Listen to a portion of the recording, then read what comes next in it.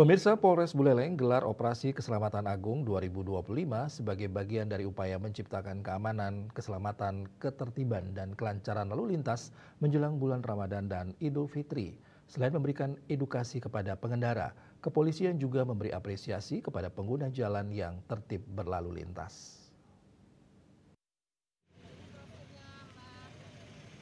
Kapolres Buleleng AKBP Ide Bagus Ridwan Sutadi mengingatkan masyarakat untuk tetap disiplin dalam berkendara. Dikatakannya keselamatan di jalan dan mewujudkan lalu lintas yang aman dan tertib adalah tanggung jawab bersama. Sementara itu Kasat Lantas Polres Buleleng AKP Bahtiar Arifin menegaskan bahwa mentaati aturan lalu lintas adalah bentuk cinta kepada diri sendiri dan orang-orang tercinta.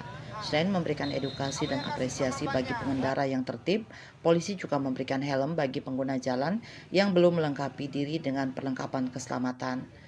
Operasi Keselamatan Agung 2025 ini juga menyasar pelanggaran kasat mata seperti kendaraan tanpa tanda nomor kendaraan bermotor TNKB, penggunaan knalpot bising, serta pelanggaran yang dilakukan oleh warga negara asing. Operasi ini akan berlangsung hingga 23 Februari 2025. Yasri Yuli, Bali TV.